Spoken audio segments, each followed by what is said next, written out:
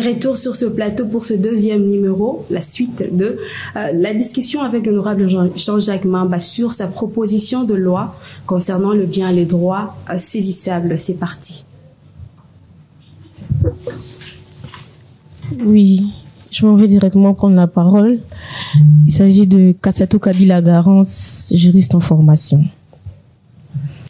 Nous n'allons pas revenir sur le sujet de la rémunération parce que nous l'avons aussi soulevé, nous l'avons vu. Ça a été déjà assez discuté. Moi, j'aimerais parler sur l'article 3 de la proposition de loi, point 3, qui vient spécifier les avoirs, les biens, les revenus et comptes de la BCC. Nous aimerions savoir quelle est la pertinence de spécifier exclusivement la BCC, alors que dans ce même article, excusez-moi, au point 25, vous différenciez les biens des établissements publics, entreprises publiques, etc. Alors que nous savons que la BCC est aussi un organisme de droit public. J'ai l'impression que dans cette proposition, il y a énormément de répétition, si on va le dire ainsi. C'est pour dire une chose et en spécifier dans l'autre point. Nous allons aussi soulever le point des fiancés à l'article 3, le point 19 et 18, où le point 18, l'honorable a proposé les cadeaux qui se sont faits le fiancé et énuméré à l'article 345 du Code de la famille. Quelle est la pertinence de protéger ces cadeaux? Pourquoi vous vous portez sur ces cadeaux, étant donné que si le fiancé offre des cadeaux à la famille de l'épouse ou de la fiancée, ben ces cadeaux, oui, entrent dans le patrimoine de la famille de la fiancée, et pourquoi ne pas être saisis? Et la même chose pour la dot, justement. Pour ne pas prendre assez de temps, je vais laisser l'honorable répondre et y revenir s'il est ché. Français, s'il est ché. Le problème, vous savez, la Banque centrale a un statut particulier. Et on parle de l'indépendance de la Banque centrale. Elle régule le marché monétaire, elle régule le marché financier, elle se porte garant de toutes les transactions internationales au nom de la République, elle a un statut particulier. Mais il y a eu un courageux de l'OJA, je crois, il y a 2 ans, qui a saisi le compte du Trésor public. Ça se fait nulle part au monde, ça se fait qu'ici. Un magistrat a signé, on a fait une saisie de 23 millions sur le compte du Trésor. Je dis bien le Trésor public, c'est-à-dire, bon, on y soit l'été, mais il y a un magistrat a eu courage, a beau courage à saisir compte du Trésor public. Il faut savoir que la Banque centrale a un statut particulier et qu'on ne peut pas facilement comme ça. D'abord, lorsque vous saisissez les comptes de la Banque centrale, cela veut dire qu'elle loge d'abord les avoirs des banques commerciales. Elle perd le crédit vis-à-vis des banques commerciales et vous dérégulez tout le système monétaire du pays. Et lorsqu'il est dérégulé, c'est un impact sur l'ensemble du pays. Donc la Banque centrale est intouchable et cela est valable dans le monde entier. Donc là, lorsque vous avez des démêlés avec la banque, d'ailleurs, comme elle loge le compte du Trésor, l'État est réputé ne jamais tomber en faillite. Donc il y a plusieurs voies d'exécution qui feront que vous trouverez finalement gain de cause. Donc il est inutile de saisir les comptes de la Banque centrale. Alors lorsque vous l'opposez à l'article 25, les biens appartenant aux établissements publics, aux entreprises publiques dont le capital appartient en totalité à l'État, ça c'est avant que vous veniez. Il y a une jurisprudence abondante et je l'ai lu ici. Ça veut dire que, nonobstant le fait que ces entreprises se sont transformées à, je dirais même abusivement, entreprises commerciales, elles gardent la nature d'entreprise à prestation publique. Parce que les membres du conseil d'administration sont désignés par décision politique et les dividendes issus de leur activité lorsqu'elles créent de la richesse ne sont pas repartagés parce qu'il n'y a pas une assemblée générale d'actionnaires.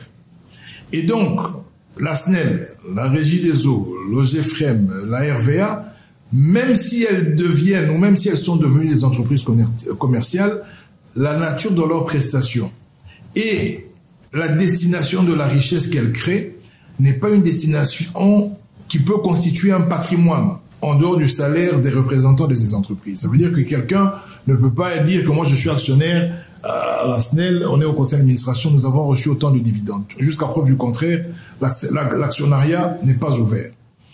Mais on a, je ne vais pas dire abusivement, mais de manière assez précipitée, trouvé le qualificatif entreprise commerciale en raison du fait qu'elle cherche à faire du profit, ça c'est sûr.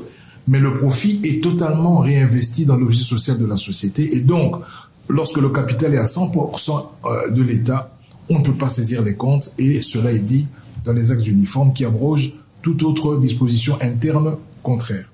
Maintenant, en ce qui concerne les fiançailles, il y a le code de la famille. J'ai ici évoqué le cas des mineurs, on peut parler aussi des cas des fiancés. Votre fiancé vous offre une voiture. Ça reste un cadeau. Vous savez que la famille doit être protégée dans tous les pays du monde. La famille doit être protégée. Ce n'est pas un patrimoine dans le sens où... Ça entre dans votre patrimoine dans le sens où ça vous appartient. Mais la nature de ce patrimoine, autant la nature des usufruitiers, ainsi de suite, c'est une nature qu'on veut protéger parce que ça se fait dans le cadre familial. Comme n'importe quel autre cadeau. C'est comme la dot, on ne peut pas saisir une dot, même si c'est entre dans votre patrimoine, il y a TV, il y a Nangombe, il y a l'État, TV, Nangombe, parce qu'au fait, c'est une valeur sentimentale et une valeur morale que l'on veut protéger dans le code de la famille.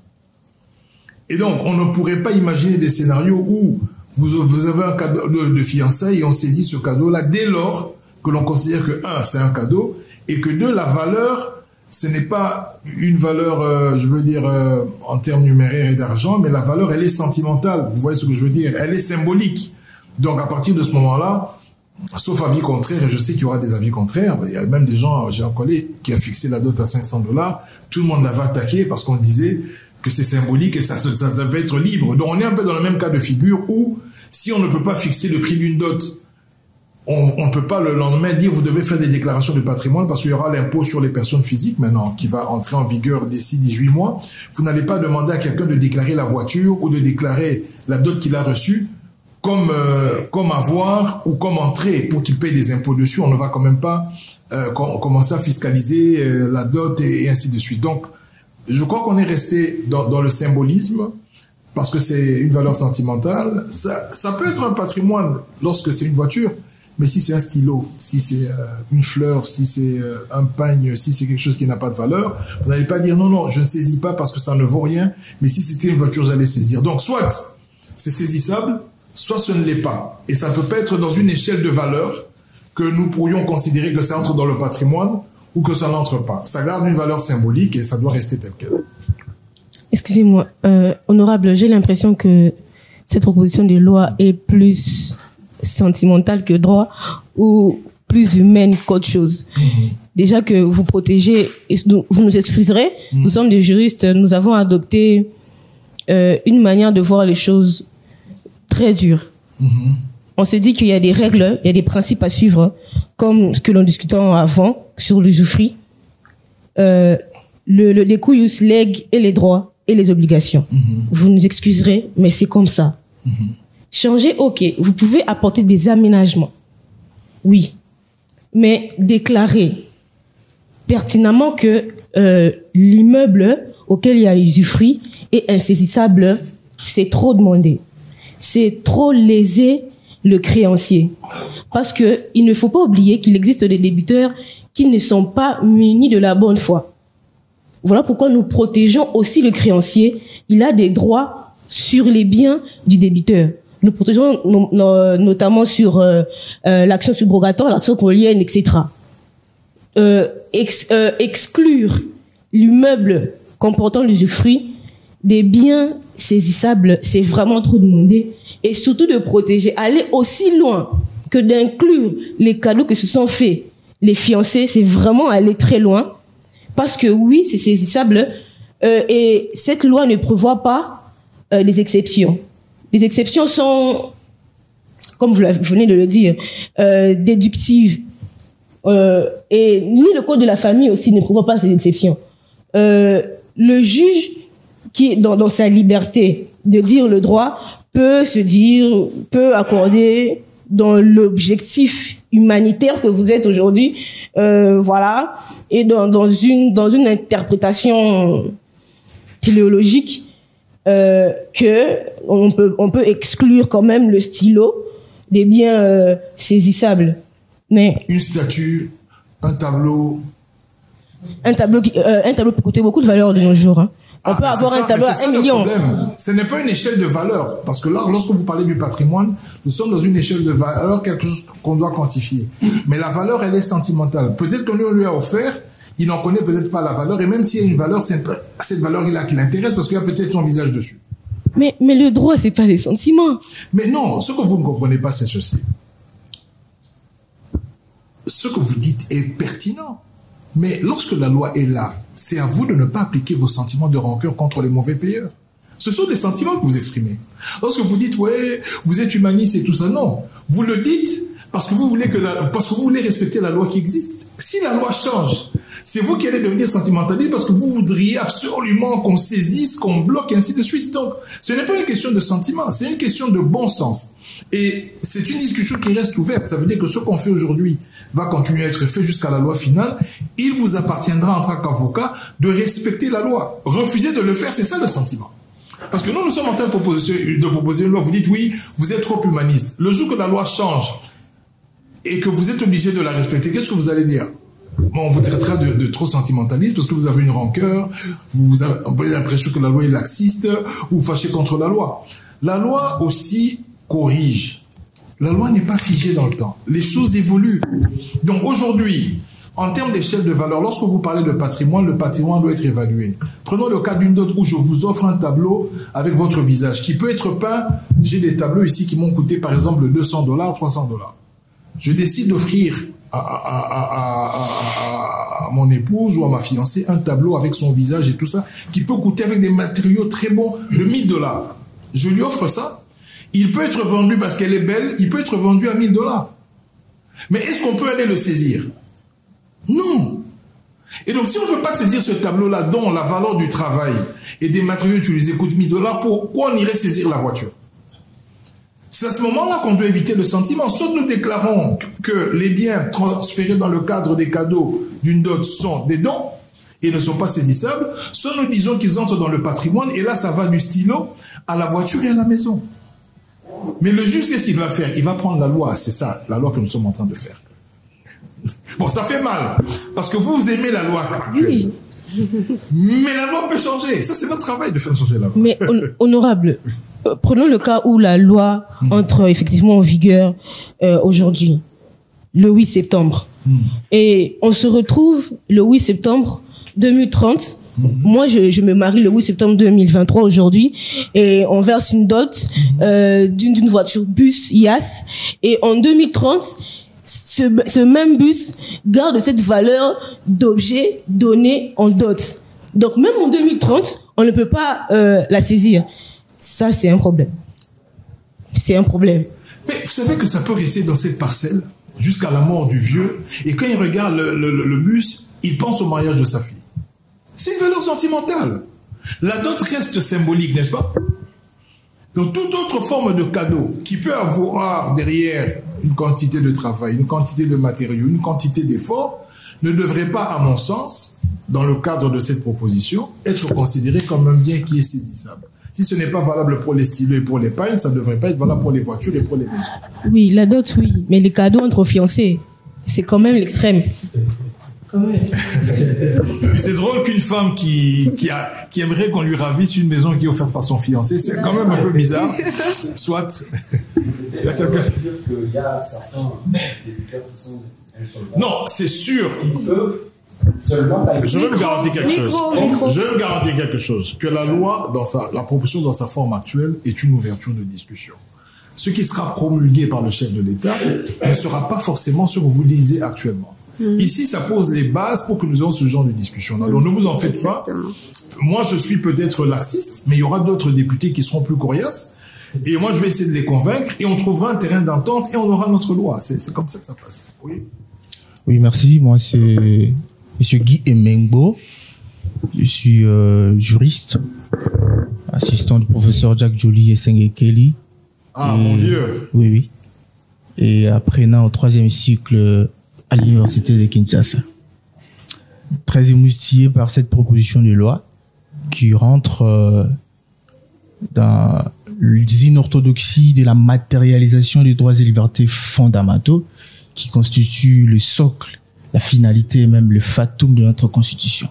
Parce que qu'on se le dise, lorsqu'on enlève les droits et libertés fondamentaux dans une constitution, on n'a plus de constitution. Et une proposition qui vient renforcer en fait les droits et libertés fondamentaux, c'est une proposition à soutenir. Alors, comme tout produit humain, qui est loin d'être parfait, il y a quand même des choses à élaguer, à critiquer, à corriger, puisque nous sommes dans un cadre aussi scientifique. Bon, pour critiquer une proposition de loi, il faut quitter la dimension du droit comme instrument pour entrer dans une dimension de la science du droit. Alors, ici, je vois au niveau de l'article 2, sur le plan des définitions, le point 1 sur le bien et droit. Vous dites, le bien et droit, toute chose susceptible d'appropriation. Or, toute chose n'est pas nécessairement un bien.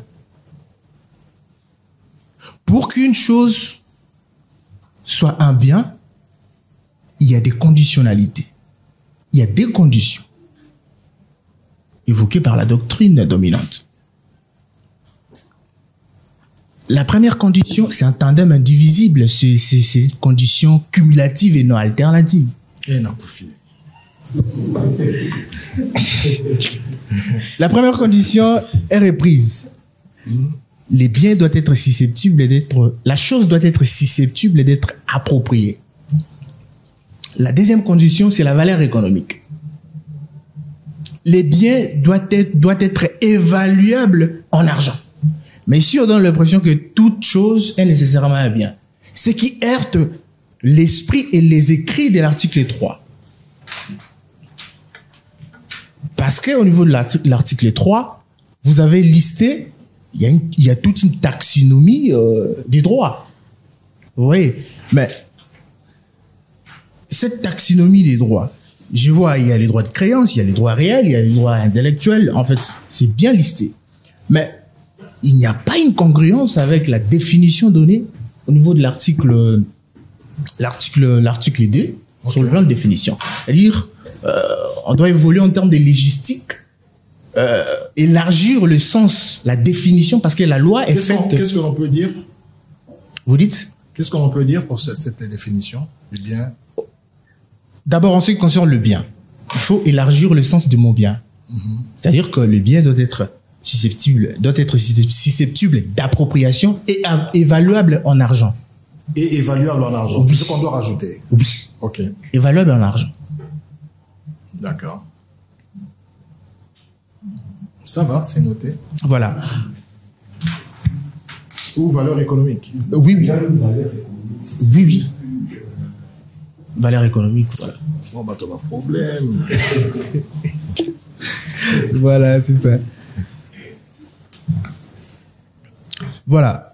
En ce qui concerne le bien listé ici au niveau de l'article 3, je ne sais pas si vous avez tenu compte de biens propres et de biens communs dans un couple qui ont choisi un régime, puisque ça dépend du régime matrimonial.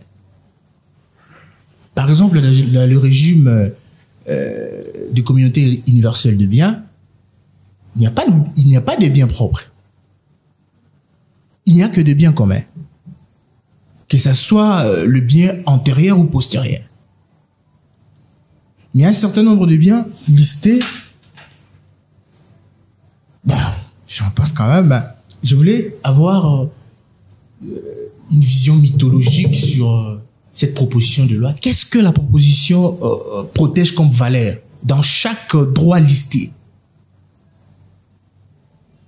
Qu'est-ce que la proposition protège comme valeur? Vous avez dit quoi, mythologique? C'est ça? Ah oui, l'esprit. Non, moi j'écris, hein.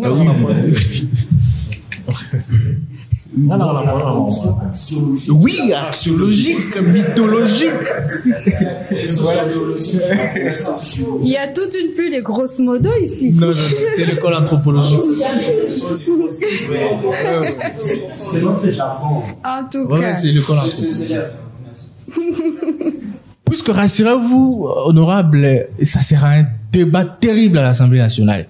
Et surtout qu'il y a des privatistes chevronnés, il y a des professeurs de droit. Eh ben, mais en fait, la loi doit être peaufinée, raffinée. Elle le sera au niveau de la PAJ. Vous savez, au niveau du Parlement, il y a la phase de recevabilité. Exactement. Ça veut dire dans l'ensemble, on reçoit, parce qu'elle est déjà passée par le bureau d'études qui a jugé la loi recevable. Elle a déjà été envoyée au gouvernement pour observation.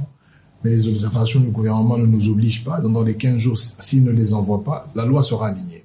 Après, en gros, elle sera recevable, mais c'est au niveau de la PAJ que le type de discussion que vous évoquez, et je crois que le prof Jody viendra certainement, aura lieu, et on va certainement faire des améliorations, faire des toilettages. Donc, pour vous répondre, si vous le permettez, Merci. vos observations sont pertinentes, mais il faut, comment je veux dire, lorsque j'ai déposé la première mouture de cette proposition, elle était beaucoup plus étoffée que ceci. Mais savez-vous, au Parlement, il y a ce qu'on appelle, d'ailleurs l'exposé de motifs que j'avais avec 4 pages. Il y a des principes légistiques et d'orthodoxie.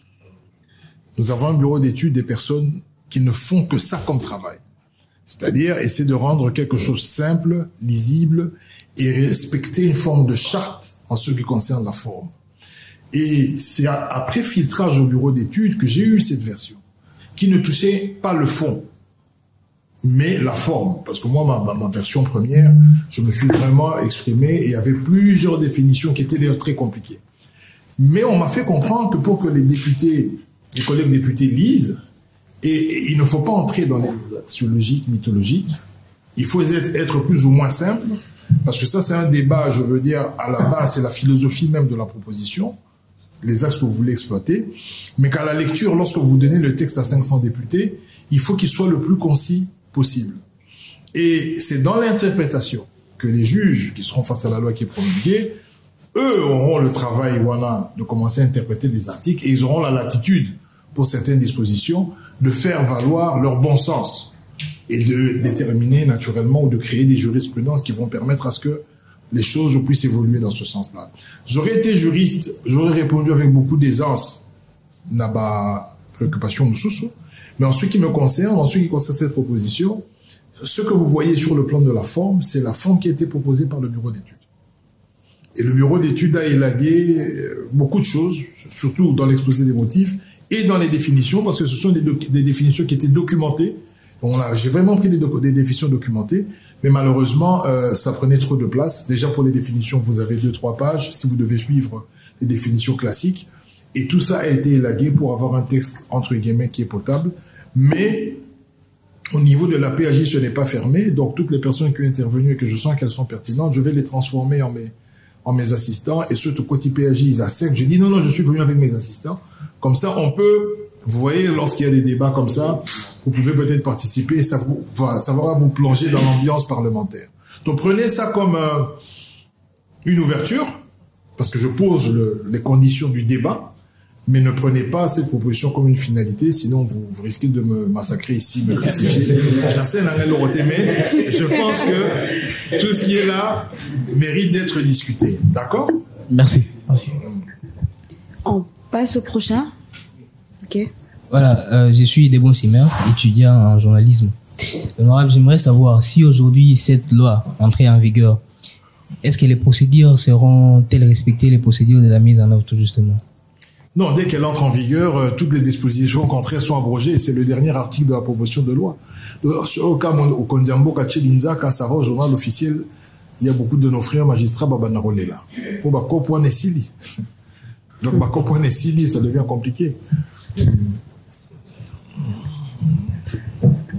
Merci. Oui. Je réponds au nom de Samondo Dablessé. Monsieur, j'ai une question à vous poser. Vous n'avez pas fini votre présentation, Madame Blessé. Je réponds au nom de Bissam Mdonda Blessé. Étudiante De l'UFASIC en 3e grade. Merci d'accord. beaucoup. J'ai une question à vous poser. Premièrement, je n'ai pas fait les droits. Comme moi. Mais lorsque je lis votre proposition, ça a capturé un peu mon attention. Ok. Ma question est celle-ci. Quelle est la motivation qui vous a animé pour initier cette proposition de loi? Ou par quel constat faites-vous? D'accord. Merci.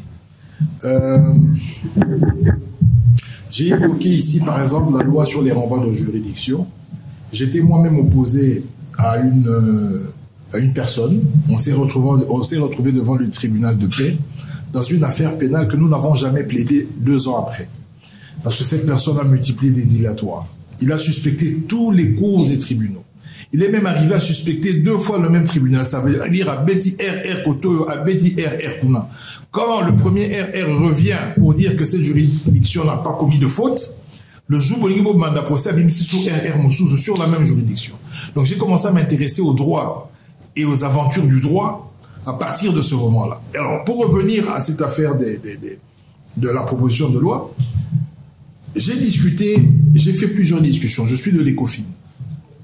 Ma question a toujours été de savoir pourquoi nous peinons à trouver du travail pour les jeunes, pourquoi nous peinons à être une terre qui accueille les investissements, pourquoi nous peinons à mobiliser des recettes, pourquoi nous avons peu d'entreprises ainsi de cela, donc ainsi de suite. J'ai discuté avec les gens de la FEC, j'ai discuté avec certains directeurs des banques, j'ai discuté avec les gens de l'association congolaise des banques, l'ACB, j'ai discuté avec les directeurs des entreprises publiques, les DG, ainsi de suite. J'ai même discuté avec le ministre de l'Énergie. Actuellement, il y a sur Ruzizi 2. Ruzizi 2 a été financé par un tripartite, le Rwanda, le Burundi et le Congo. Et vous savez que la partie de la SNEL n'arrive pas à payer. Maintenant, il y a l'avocat qui a déjà prévenu qu'il va saisir les comptes de la SNEL. Donc vous imaginez un peu ce Bakani Bakon de la SNEL, ça veut dire partir à Congo bourgeois courant. Ce sont des choses qui sont... C'est des choses que nous vivons. J'ai déjà vu aussi des fois la régie des eaux qui n'a pas payé les salaires aux gens. Il y a des problèmes en desserte parce qu'on n'a pas acheté des intrants, parce que les comptes étaient bloqués. Ce sont des choses que nous avons vécues. Donc en m'intéressant à ces questions, je me suis dit, mais comment est-ce que je peux substantiellement contribuer à ce que, par la conformité aux actes uniformes, nous puissions améliorer tant soit peu le climat des affaires. Je suis déjà de tendance libérale, donc je suis du MLC. Je suis plutôt libéral. Et c'est un peu ça ma motivation. Essayez de mettre un peu de l'ordre. Lorsque vous voyez quelqu'un qui se lève le matin, à Kangui compte à trésor public, à Kangui 23 millions, en tout cas, vous allez vous poser des questions. Mais comment est-ce possible qu'un magistrat demande à ce qu'on saisisse le compte du trésor public?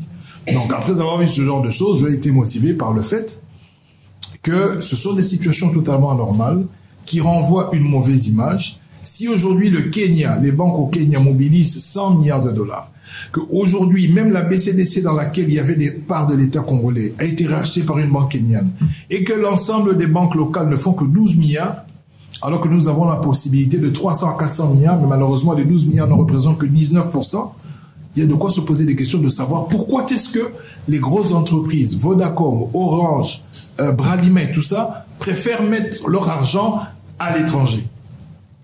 Et si cet argent est logé dans ces banques, nous aurons plus de crédit, nous allons créer plus d'entreprises, le crédit sera un peu plus facile. Mais le crédit est très très difficile, nonobstant les garanties qui sont demandées, parce que l'argent disponible à prêter est très faible. Le taux est très faible de l'argent disponible à traiter. Tout un pays comme celui-ci, vous mettez 5 milliards pour l'économie. Vous n'allez pas avancer. Donc voilà un peu les motivations, l'amélioration du climat des affaires, la conformité aux actes uniformes, et protéger les fiancés, les usufruitiers, et tout ça. Au prochain. Merci pour la parole. Je suis Lélo, journaliste en presse écrite. Honorable, s'il vous plaît. Dans notre pays, il y a plusieurs priorités. Vraiment, les priorités sont énormes. Est-ce que cette proposition est-elle opportune? Pourquoi seulement le bien est droit insaisissable et non d'autres matières, par exemple en matière sociale ou autre? Et ma deuxième question, je l'ai notée. Prenons par exemple les victimes de certaines banques où on saisisse absolument tout en cas de non-respect de contrat ou soit en cas de mort. soit le responsable meurt. Est-ce que la proposition de loi sanctionne ces actes ou soit ça fait juste que ça privilégie une voie possible de peut-être régler l'affaire? D'accord. Ma question est simple. Quels sont les inconvénients de cette proposition de loi relative aux biens insaisissables? Les inconvénients. Ouais. C'est la même les difficultés que peut rencontrer cette loi sur le plan d'application. Il y aura beaucoup d'opposition.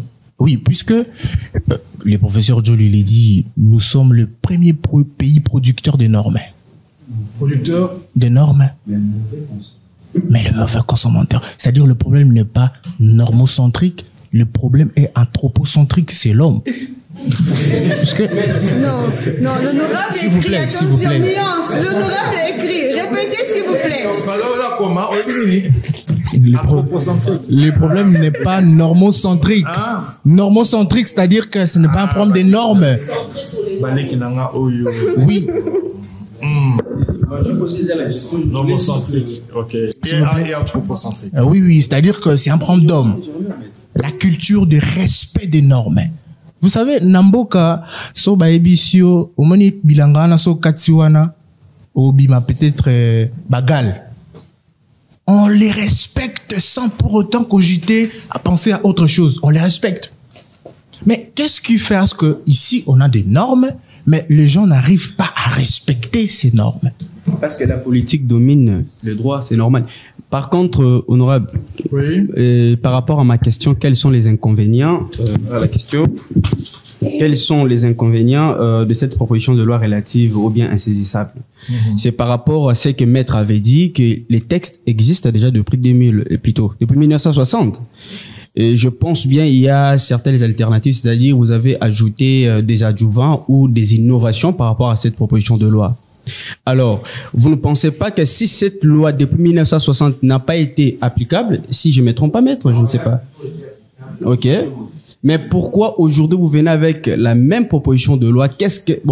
Cette question là dans le même sens d'ailleurs de mon ami, la motivation, la captivité d'ailleurs et l'aisance même de proposer cette loi devant l'Assemblée nationale. Merci. Ok. Je vais d'abord répondre à... Je suis en train de vérifier quelque chose. Je vais d'abord répondre à... Le nom, c'est encore comment? Voilà, monsieur Josué. Vous savez, nous avons des priorités sociales. Nous avons même des priorités sécuritaires. Nous avons des priorités sur le plan de l'enseignement, la formation de nos enfants, sur le plan de l'emploi, l'encadrement des jeunes, la formation, le travail, ainsi de suite. Il se fait que la plupart des engagements que nous avons nécessitent des moyens. Comment est-ce que l'État se finance? L'État se finance par la fiscalité et la parafiscalité. Vous avez d'une part des impôts directs, donc avec la DGI, et vous avez la parafiscalité avec la DGRAD et les autres taxes. Cela suppose que la plupart des obligations que vous évoquez doivent être rencontrées par des moyens. Et d'où proviennent les moyens? Mais pour que la fiscalité existe, il faut qu'il y ait de l'entrepreneuriat. Et que pour que l'entrepreneuriat existe, il faut que le climat des affaires soit assaini pour que nous ayons de la richesse à créer, pour que les gens, en créant leur richesse, se disent « je ne vais pas créer de la richesse aujourd'hui et la perdre demain. Je ne vais pas mettre 1 million de Congo aujourd'hui et perdre cela demain parce que j'ai eu un conflit et il y a un employé qui est parti, qui a dit que la foutaise qui est du compte final Mabé, il m'a esté en justice et je dois payer 300 000. Vaut mieux la Kenenanga. » Donc, de deux choses l'une. Nous voulons rencontrer nos obligations sécuritaires, sociales et toutes les autres obligations. Nous devons nous en donner les moyens. Étant donné que le potentiel est fort, ce qui nous manque, c'est la création d'un environnement sain qui permettrait à ce que nous créions de la richesse en abondance et que cette richesse soit taxée pour que l'État ait les moyens de rencontrer ces obligations. Aujourd'hui, nous parlons d'un budget de 16 milliards. Je verrai la reddition des comptes est arrivée. Peut-être qu'on va frôler les 8, les 9, les 10 milliards. Mais ce pays mérite un budget de 50, 60 milliards pour rencontrer effectivement toutes ces obligations. Mais comment faisons-nous pour faire élaborer un budget de 60 milliards? Ça veut avoir les prétentions de mobiliser 60 milliards. Si si seulement 19% de notre PIB se retrouve dans le secteur bancaire? Ça veut dire que si le Congo a produit 10 millions de dollars, vous ne retrouvez que 190 millions dans les banques. Et le reste dans les autres banques qui vont financer d'autres économies. Parce que l'environnement local n'est pas propice, il n'est pas sécurisant. Parce que vous croyez, l'argent ne dort pas. Lorsque quelqu'un prend 10 millions de dollars, il va les mettre en Zambie. La banque zambienne a à disposition 10 millions de dollars qu'elle peut prêter pour générer des intérêts. Et bien lorsqu'elle va les prêter, mais c'est pour développer la Zambie. Donc, comment voulez-vous rencontrer des obligations que je reconnais par ailleurs, qui sont des obligations régaliennes, en l'absence des moyens ou en l'absence d'un environnement propice à la création des richesses? Donc, l'opportunité de cette loi, parce que je vous informe que tous les banquiers, l'ACB, sont allés voir le chef de l'État pour le même problème. Les entreprises publiques posent le même problème. Regardez le conflit qui oppose la SCPT avec Pelé Mongo. À l'époque, les gens créaient des créances imaginaires. Pelé Mongo se fait payer. Mais il dit que vous n'auriez pas dû payer sur ce compte-là. Parce que ce compte-là, il y avait des dettes dessus, l'argent était saisi. Et en connivence avec certains magistrats, ils reprennent la dette à zéro et quand ça le chante, ils bloquent les comptes de la SCPT et les agents ne sont pas payés. Nous passons d'une dette, en termes de pourcentage, parce que j'avais suivi le dossier, par exemple de 10 000 dollars, et aujourd'hui on parle d'une dette de 800 000, 900 000 dollars. Alors que c'est une entreprise qui est en faillite. Ça veut dire qu'aujourd'hui, lorsque vous prenez la SCPT avec le port de Natra, comme il y a des ports privés, lorsque de l'argent entre en dehors de ce qui est payé aux membres du conseil d'administration pour les jetons et certains salaires des hauts cadres parce qu'on les a gâtés, mais vous allez constater qu'on accumule des retards de paiement des agents parce que elle bat le record de saisie, le compte de la SCPT. Et on ne peut plus réinvestir, on ne peut plus la relever parce qu'elle est exposée vis-à-vis de ces différents débiteurs et ça pose un problème. Donc il faut savoir que si nous voulons rencontrer nos différents défis, nous avons besoin de beaucoup de moyens et il faudrait qu'on arrive à atteindre les niveaux comme le Ghana qui mobilise jusqu'à 60% de son PIB dans son circuit bancaire. Parce que ceux qui mettent l'argent au Ghana sont sûrs. Même après 10 ans, mais malheureusement au Congo, mais il sait pas quel problème viendrait ainsi de suite. Je vous parle des miniers. Vous savez que les miniers sont obligés de rapatrier 60% des devises. Mais vous savez ce qu'ils font aujourd'hui? Ils respectent la loi. Ils rapatrient 60% lundi et mardi, 60% sortent. Parce que la loi n'interdit pas qu'ils ressortent leur argent. Donc ils rapatrient d'abord l'argent, ils ont respecté la loi. Vous avez toutes les écritures que l'argent est arrivé et ensuite ils prennent l'argent, ils vont mettre ça en Angola, ils vont mettre ça en Zambie. Parce que l'environnement ici est tel que les magistrats, que je ne veux pas incriminer, ou peut-être les lois, ne sont pas assez claires et permettre aux magistrats d'appliquer des dispositions contraignantes en spéculation, de telle sorte que l'argent n'est jamais sûr lorsqu'on est con. Comment voulez-vous quelqu'un qui gagne 500 dollars de loyer, qu'il arrive à gagner un procès et qu'on lui dise, qu'on dise qu'on doit lui payer 300 000, 400 000? Ce qui équivaut à la masse salariale peut-être d'un mois de toute la société. Ça ne se fait qu'au Congo. Donc comprenez que c'est quelque chose d'important parce que toutes les préoccupations que vous évoquez, au lieu que nous allions emprunter de l'argent, ce qui nous coûte extrêmement cher, mais quels que soient les programmes bilatéraux et ainsi de suite, si l'argent localement est disponible et que les investisseurs sont rassurés, nous aurons plus de possibilités pour la création des PME, pour la création et même pour la stabilisation du franc congolais. Chaque fois qu'on paye les fonctionnaires, et parce qu'il n'y a pas assez de liquidités en dollars sur le marché. Le dollar de Gresham faisant son chemin, les gens vont chercher du dollar et comme il n'y en a pas assez, ça grimpe et ça impacte les prix. Parce que tout le monde met son argent dehors. D'accord?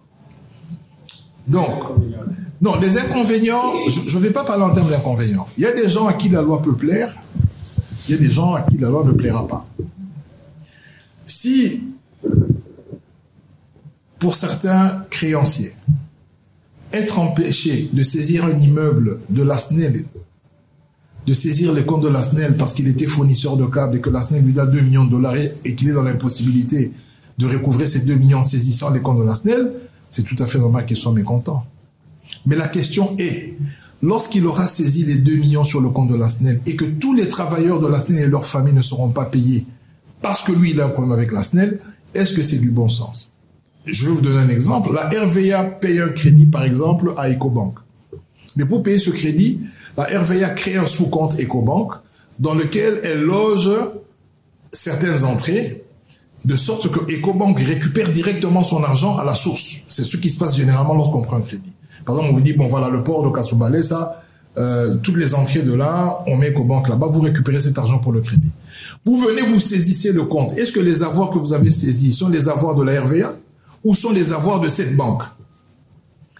Parce que la banque va se retrouver, elle n'a plus de crédit, mais l'argent que vous saisissez, l'engagement a été pris en amont, ce ne sont plus les avoirs de la société, mais ce sont des avoirs préaffectés de la banque. Et ça pose un problème. Parce que la banque est pénalisée alors qu'elle n'est pas partie prenante au conflit qui oppose les RVA avec ce créancier-là. Et elle avait déjà pris en amont des engagements avec la banque de domicilier la traite de ce crédit-là sur ce compte-là, mais vous allez bloquer un compte dont les avoirs n'appartiennent même pas à la RVA. Tout ça, ce sont des problèmes qui freinent les investisseurs. Vous savez, pour que le pays se développe, de vous à moi, il faut que les gens aient l'envie de venir placer leur argent ici. Et malheureusement, en Afrique, nous sommes les derniers. C'est-à-dire, dans le classement, je vais vous envoyer le lien, vous allez voir que la RDC, c'est le dernier pays. Donc, les gens qui sont ici, ils sont là malgré eux. Et c'est comme ça qu'on a un taux de 19%. D'accord? Donc voilà, c'est un peu les réponses que je peux donner. Une question, une autre? Merci pour la parole. Non, il ne faut pas remercier. Allez-y, madame. Il n'y a pas de problème. Ok. Merci. Je suis Béni Kimé, étudiante de l'UFASIC. Ok. Et monsieur l'honorable, j'aimerais juste savoir quelles sont les innovations apportées par cette proposition de loi par rapport à l'ancienne loi qui date de 1960. Par rapport à la loi de 1960,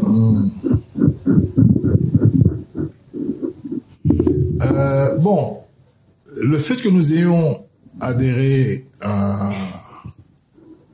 au traité de l'OHADA, ça veut dire qu'en réalité, nous sommes inscrits dans des perspectives d'évolution de la législation. Pourquoi nous nous inscrivons dans ces perspectives? Vous allez remarquer que l'Union européenne s'est construite d'abord juridiquement. C'est-à-dire que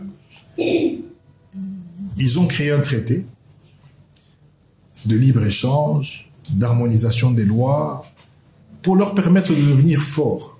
Et vous remarquerez que l'Afrique aussi commence à pas fonctionner comme ça. Je vois que le Kenya, il n'y aura plus de visa et ainsi de suite. Or, il faudrait qu'un investisseur gabonais, un investisseur malien qui s'établit au Congo, n'ait pas l'impression que ce qui se passe au Congo et que ce qui se passe dans son pays, toujours dans le cadre de cette Union africaine, est différent. Je crois que le traité OHADA, c'était un traité d'harmonisation pour que le climat des affaires, dans son ensemble, en tout cas dans les échanges commerciaux et les relations commerciales qui peuvent exister entre les tiers en Afrique, je ne suis pas juriste, vous pouvez me corriger, n'hésitez pas, qu'il y ait une forme d'harmonisation pour que les échanges et les litiges et les différends se traitent de la même manière. Donc, ce que nous avions fait en 1960, c'est ce que les Belges nous ont laissé, mais peu à peu, l'Afrique commence à avoir un corps uniforme en termes de législation, et le prélude de ce corps, ce sont les dispositions du droit OHADA, qui abrogent d'ailleurs la majorité des dispositions internes. Dès lors que nous avons adhéré, ça veut dire que nous acceptons que les dispositions pertinentes de notre loi évoluent en fonction de ce qui se fait ailleurs, en dehors de certaines matières qui sont d'ailleurs spécifiées dans le traité. Donc, ce n'est pas une innovation. Je dis que c'est une proposition de conformité qui se base ou qui se fonde sur l'article 51 qui nous donne la latitude de déterminer la nomenclature des biens et des droits qui ne peuvent être saisis. Donc, on a juste complété, on nous demande de le faire, ben voilà, on le fait, on présente, et on verra lors des discussions ce qui sera retenu et ce qui sera élagué ou ce qui sera rajouté. Parce que là, M. Robima va pas qu'ici, donc voilà un peu ce que nous avons fait comme travail. Merci beaucoup, une fois de plus, pour la parole. Je vais revenir également sur cette proposition une fois de plus, pour effectivement insister sur la loi le décret 17 mars 1960 portant code de procédure civile. Parce que j'insiste là-dessus pour ainsi dire que la matière que traite la proposition de loi de l'honorable est partiellement traitée par cette loi. L'article 127 dit « ne peuvent être saisis ».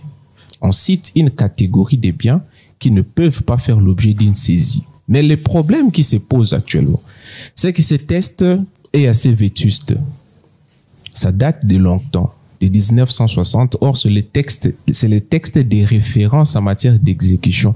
Mais depuis l'entrée en vigueur du droit au WADA, il est constaté qu'il y a des innovations. Mais l'objectif principal de l'OADA était l'harmonisation, comme l'a dit Honorable. Mais malheureusement, ce qu'on constate, ce n'est pas l'harmonisation, puisqu'il y a eu des conséquences dramatiques. Parce que tout ce que l'Honorable décrit aujourd'hui, parce que généralement, on s'attaque aux magistrats, mais le magistrat applique la loi qui est rédigée par les honorables.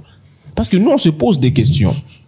La législation congolaise date de longtemps en matière commerciale. Je me souviens, lors des discussions en 2012, les professeurs Lukombe Ngenda Célestin s'y opposaient farouchement à l'adoption, à l'adhésion de la RDC à l'OADA. Parce qu'estimant que notre adhésion ne sera pas une solution, mais une problématique incroyable. Et aujourd'hui, on se rend compte que SCPT, tout ce qui se passe aujourd'hui avec les sociétés commerciales étatiques, ça n'a jamais existé depuis 60 jusqu'à ce jour. Si vous consultez la jurisprudence congolaise, c'est difficile de trouver qu'on avait saisi des comptes. Ça n'existait pas. Notre législation était claire à ce sujet-là. Les entreprises publiques étaient considérées comme œuvrant bien dans le secteur marchand, mais faisant part de leurs prérogatives exorbitantes des droits communs, la puissance publique. On ne saisissait pas. Donc, l'OADA n'a pas harmonisé quoi que ce soit en droit congolais. L'OADA est venu tout simplement créer des confusions. Et des confusions énormes. Alors, le texte est là et ça s'impose. L'article 150 dit que les magistrats ne sont soumis dans l'exercice de leurs fonctions qu'à l'autorité de la loi. Que voulez-vous qu'ils fassent? Vous avez opté pour une forme volontairement en 2008. Vous-même, vous avez décidé de changer vos textes au Parlement. Vous avez dit que non, l'État se désengage. La loi de 2008 sur le désengagement de l'État. La loi de 2008 sur la transformation des entreprises publiques en services publics, en établissements publics, en entreprises publiques transformées en sociétés commerciales. Alors dites-moi où est le problème des magistrats là-dessus? Le problème, ce n'est pas les magistrats. Le problème, c'est ce que mon frère a dit, l'abondance des textes. Parce que tout celui qui exerce un mandat à l'Assemblée nationale a tendance à vouloir laisser une œuvre, pour ainsi dire qu'il n'est pas passé inaperçu. Mais quelle œuvre tu laisses? Parce qu'il y a des conséquences à une œuvre que tu laisses. Nous, on ne fait pas de loi. Moi, je reste chez moi, on m'amène des textes, on promulgue chez le chef de l'État et je l'applique. Et quand je l'applique, on se retourne contre moi. Non. Non. C'est pas moi le problème. Le problème, effectivement, c'est que autant qu'on exige trop aux magistrats, les honorables députés doivent s'exiger eux-mêmes trop en mesurant la grandeur des actes qu'ils posent. C'est ainsi. Je suis chanceux de prendre part à cet échange parce que c'est là. Je dis à l'honorable que les textes qu'il faille modifier, ça ne doit pas être une loi autonome de bien saisir. Ça doit modifier le code de procédure civile. C'est ce qui va donner de l'ampleur à cette proposition de loi. La loi numéro telle du 2023 modifiant et complétant les décrets du 7 mars de 1960 portant code de procédure civile, texte de référence en matière de saisie. Je prends l'exemple d'un texte qui est devant moi. C'est un document qui a été publié par un magistrat des carrières. Vous allez vous rendre compte que concernant la procédure civile, page 47, lui-même, il ne rédige pas, puisque ce n'est pas sa fonction de rédiger les lois.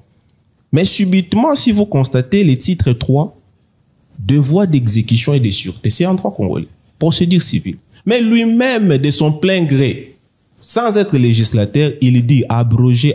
Mais toi, tu abroges en qualité de qui? Ce n'est pas à nous d'abroger. Certes, c'est abrogé implicitement par l'article 365 de l'acte uniforme sur les voies d'exécution, mais il y a une disposition. Article 51. L'article 51 est l'équivalent de l'article 127 de cette loi. cet article n'est pas abrogé parce qu'on renvoie en droit interne en matière des biens qui peuvent être saisis. Ne peuvent être saisis. Article 127, l'équivalent de l'article 51. En réalité, l'honorable, sa proposition va porter sur la modification du Code de procédure civile. Vous pouvez lire cet article 127. L'article 127 est ici. Ne peuvent être saisis les couchers et les habits du saisi et de sa famille, point 1. Point 2, 4 points. Oui, voilà pourquoi je dis que c'est vétuste. Donc, la proposition doit modifier cette disposition. Non, doit l'abroger. Doit l'abroger et la modifier. Parce que si on l'abroge seulement... Non, il faut faire une nouvelle disposition. Parce que regardez, même dans l'esprit de cette... Ce sont des biens anciens. On dit par exemple les livres indispensables à la profession de saisie. Oui, les provisions des douches nécessaires à la nourriture du saisi et de sa famille pendant 1 mois, une bête à cornes ou 3 chèvres ou des moutons, ainsi de suite. En fait, déjà en 1960, on avait en tête que certains biens ne pouvaient pas être saisis. Même maintenant, il y a une certaine évolution. Les droits évoluent.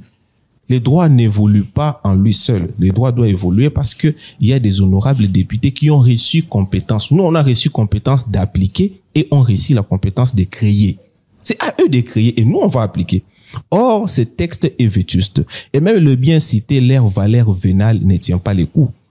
Ainsi de suite. Donc, il en va de soi que cette proposition de loi modifie et complète le Code de procédure civile, principalement à son article 27. Et ainsi que les législateurs lui-même le disent clairement, compte tenu de l'entrée en vigueur et de l'acte uniforme sur les voies d'exécution, on abroge toutes les matières qui sont conformes ou contraires, excepté l'article 51 qui fait un renvoi législatif au droit interne. Et là, le texte aura tout un sens et la proposition de loi, vous allez vous rendre compte que tous les professeurs, dès qu'on est loi portant modifiant, Code de procédure civile, ils viendront s'associer à l'honorable parce que c'est une question qui nous tient à cœur. Et ça sème trop la zizanie dans la pratique et on s'en prend trop souvent aux magistrats alors que ce sont des textes vétustes qu'on applique des 60. Maintenant, vous allez appliquer un test nouveau. Merci beaucoup, nous les ferons honorables. C'était juste ça ma contribution. Ouais, parce que c'est intéressant et c'est long. Hein. Ouais. En fait.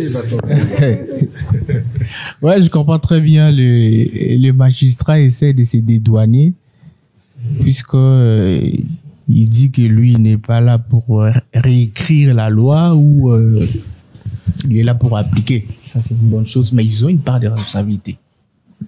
Les magistrats ont une part de responsabilité lorsqu'ils tranchent des litiges. Arrangez votre micro. Lorsqu'ils tranchent des litiges, il y a des magistrats, ils violent l'esprit de la loi. Ils ne touchent pas les écrits. Ils violent l'esprit de la loi. Et pour dénicher la violation de l'esprit de la loi, c'est tout un problème. C'est tout un problème. Je reviens sur ce que Maître Idrissa venait de dire, que il faut la réformulation de la proposition de loi, la loi portant modification du Code de procédure civile. Oui, c'est très important puisque le contenu reste, mais en fait la forme change. La loi d'attraction, ça va attirer beaucoup de gens. Les juristes seront intéressés parce que là, ça c'est la loi portant modification de la loi du Code de procédure civile. La forme, en ce qui concerne l'intitulé de la loi, de la proposition de loi, je pense que je suis de cet avis. C'est un avis curatif.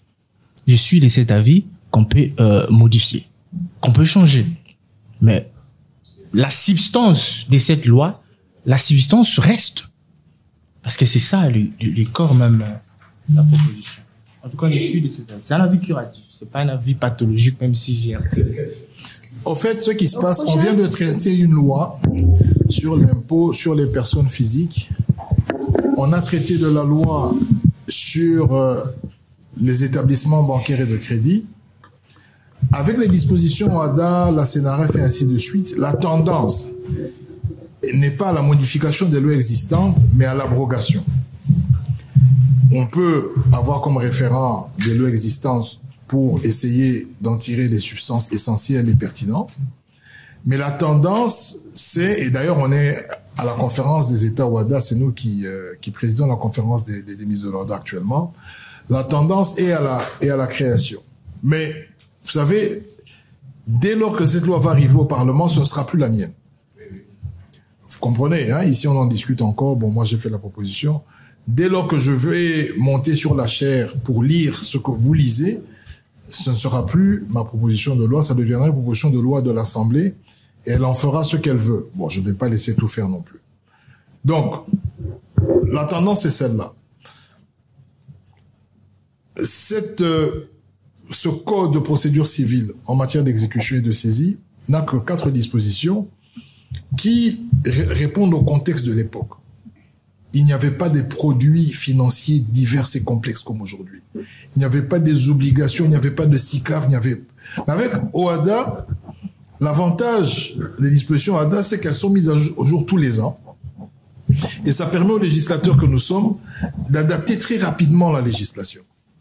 Alors, l'idée, c'est de partir sur une base nouvelle, se fondant sur une disposition à laquelle nous avons adhéré, abrogeant toutes les lois internes en la matière, et faire évoluer cette loi en fonction des différents dispositifs qui vont s'accumuler au fur et à mesure que cette législation en la matière, sur le plan international ou sur le plan africain, va évoluer. Parce qu'à l'époque, on parle quoi? De chèvres? On parle de provisions. À l'époque, il n'y avait pas Internet, par exemple. À l'époque, il n'y avait pas des droits d'image. Vous savez qu'aujourd'hui, avec Internet, il y a les droits sur les contenus.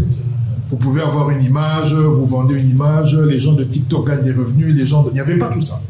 Alors aujourd'hui, nous sommes dans une autre configuration de telle sorte que, de mon point de vue, je n'ai pas trouvé opportun de modifier le code de procédure parce que je considère que nous sommes dans un autre contexte, dans une autre époque, et que je ne me fonde que sur des dispositions d'un traité qui concerne, qui est supranational, ça veut dire qui va au-delà de la République démocratique du Congo. Donc, ça, c'était mon point de vue. Après, peut-être qu'il y aura des juristes qui vont dire qu'on va simplement modifier la loi qui existe. Mais de ce que j'ai observé des 2 dernières lois que nous avons traitées, la tendance est à la création de nouvelles lois et l'abrogation des dispositions antérieures ou des lois antérieures. Oui, madame. Oui, merci encore pour la parole. Oui. J'aimerais nous appeler à analyser le point 3. L'article 3, point 20. Les biens, 3.20. Oui, les biens d'un des conjoints sous le régime de séparation des biens. Point 20. Ouais. Comparativement à l'article 513 du Code de la famille, qui dispose les dettes des époux contractées avant ou nées pendant le mariage restent propres. Et le deuxième alinéa dit en cas de dissolution, l'époux qui aura payé sur ses biens une dette de l'autre a droit au remboursement. Nous comprenons cette disposition ou les dispositions avant et après, donc 500, etc., règlent les cas spécifiques du régime de séparation de biens. J'aimerais vraiment appeler les frères juristes d'analyser ce point. La loi exclut le fonds propre de l'époux sous régime de séparation de biens, des biens donc saisissables ou insaisissables, comme vous le dites dans votre proposition honorable, mais dans l'hypothèse où il y a des biens communs au sein de cette union, et nous prenons le cas où les époux sont associés, dans les sociétés bien sûr qui admettent les époux comme associés, et l'époux en vient à mourir. Et donc l'autre devient effectivement celui qui va succéder aux obligations et aux droits relatifs aux dettes contractées. Relatifs aux dettes contractées. Nous sommes bien sûr dans un mariage, dans un régime de séparation des biens. Mais lorsque les biens communs ne suffisent pas à liquider ou à finir les dettes contractées dans les biens communs, oui, la loi ne le dit pas en tout cas, nous pouvons recourir aux fonds propres, puisque cette personne est débiteur, débitrice pour une personne. Mais pourquoi cette loi, moi je me demande, n'apporte aucune exception? Il n'y a que des affirmations, que des affirmations. Pourquoi ne pas dire notamment pour le cas de la rémunération, sauf disposition contraire du code de travail, les rémunérations de tel. Pourquoi ne pas ouvert parce que ça sera rajouté. Je vais revenir sur l'article 20. Prenons les formes de société à responsabilité limitée. Vous pouvez avoir une société de capitaux, vous pouvez avoir une SA, vous pouvez avoir une SARL. Vous êtes responsable à concurrence de vos apports. La société vous appartient à tous.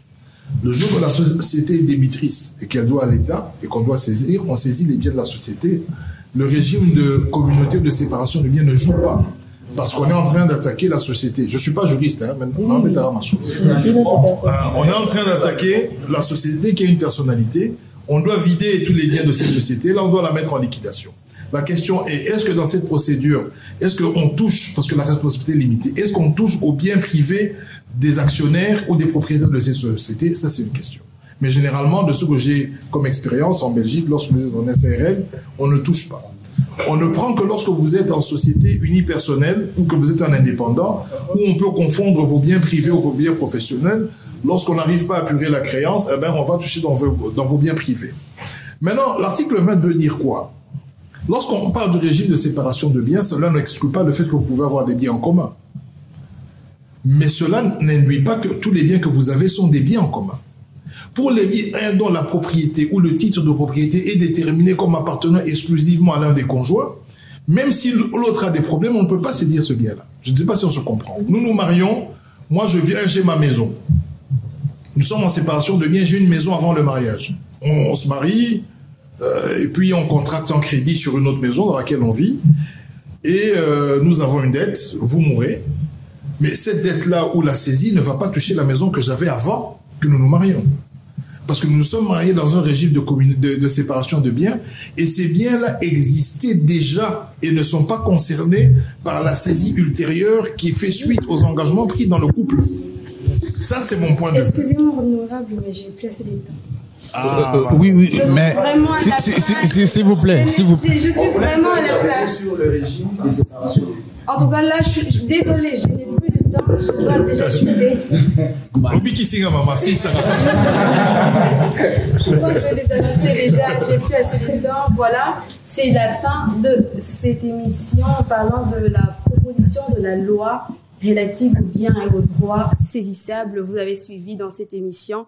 Vous avez constaté sûrement que elle met d'accord plusieurs, mais cependant, humains que nous sommes, il y a une divergence d'idées qui est marquée pour en quête d'en faire une innovation ou modification de loi adaptée à la réalité ou faits sociaux congolais. Voilà, c'est par cette idée que je vous dis au revoir, à la prochaine avec le même plaisir.